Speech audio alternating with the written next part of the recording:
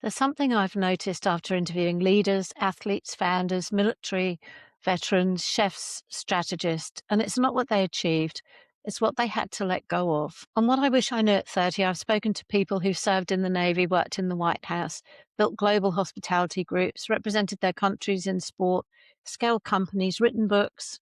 From the outside, success. From the inside, identity shifts. And here's the truth no one talks about. The version of you that builds your success is rarely the version meant to sustain it. At 30, we're hungry, we build, we push, we prove, we perform. I did.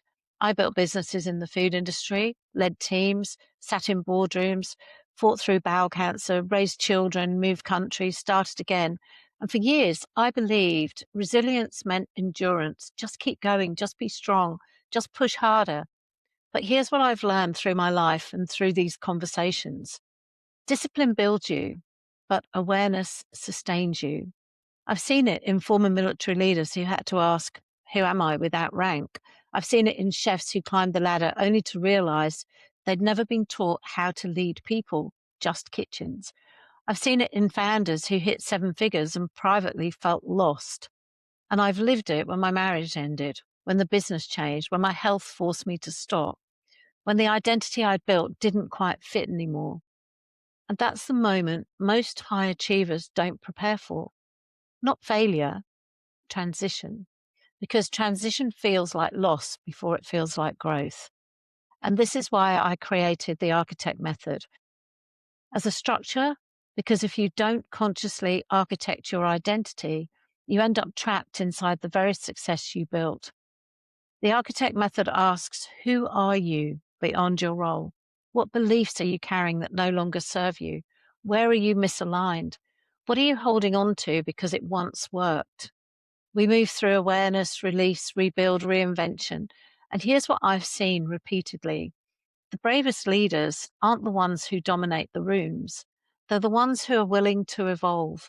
The Navy veteran who learns emotional intelligence, the chef who learns to listen, the founder who learns to delegate, the athlete who learns to detach identity from performance.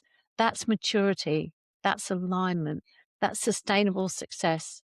And if you're listening to this and something feels slightly uncomfortable, good, because discomfort is often the first signal of identity expansion.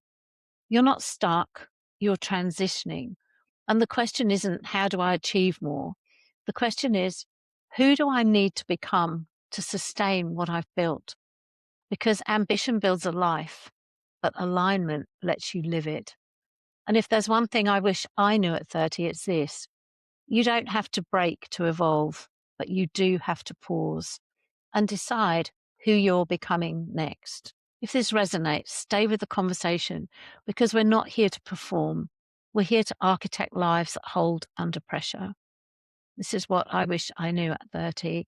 And if you haven't subscribed yet, subscribe so that you can check in on all of the episodes and all of our interviews, but also the individual debriefs of where we go through and what those people that we've interviewed actually change, show their true transitions, show the challenges that they went through in order to become the next version of who they needed to be to sustain a life that they've architected, not one that they've reacted to, but one that they've chosen.